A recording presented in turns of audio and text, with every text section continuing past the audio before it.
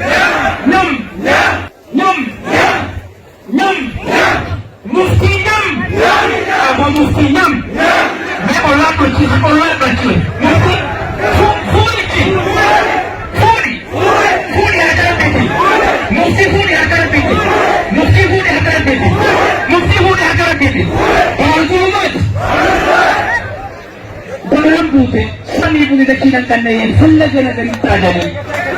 Masa, kalau yang itu mantane, karena jasa, asli motumah henyarati, sano daru jinu, single labor. Mungkin wani ini rujuku, wani ini doktor Jayan AS. Nggak guys ini? Berjarsi, itu jurusan, bersyaitu cakap agak ini sah. Mungkin agak wakilnya hantar gaya ini tahu. Esat tahu, wargai rati, finsinya wargai butuh tejuran. Jarsi, kansin agak. Anggos namni to pohon, badal leote, baka anggos sani no bajirate.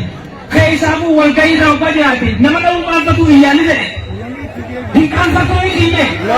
Hikan sa tami. Kansi kamane jibasi ensaranai hangari densati orang ojikun sani gutame. Wawar rasani satu.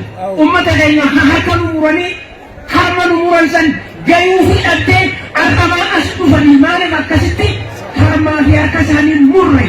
Sababa aja tujuh cak balas necila terakhir. Maiki taname karga hune doktor Jayan ke jasi. Mari kita coba. Orang itu cek kemana idahi. Bila guys ini. Orang itu cek orang itu yang nyatakan. Mungkin Sofia walakin ya Wahabiyah tentang kehidupan. Watakawan golu lamiti. Wafen waligala, wafen waligalu banus lamiti huma waligolu. Warre Sofia isinjata, warre Mustahida isinjata. Lamiti watakawan golu dikapu. Takorab no atasis. Kalau darsi walid dijupuf. Amal kufimiti, akidah fimiti, sabu mahudi. Darsi warafan not. Silim balami. Imam khairna mufti khairiyati hinya amin al-sinati.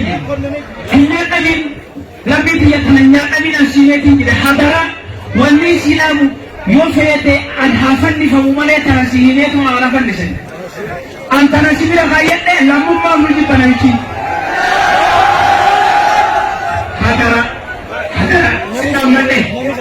sedang mati.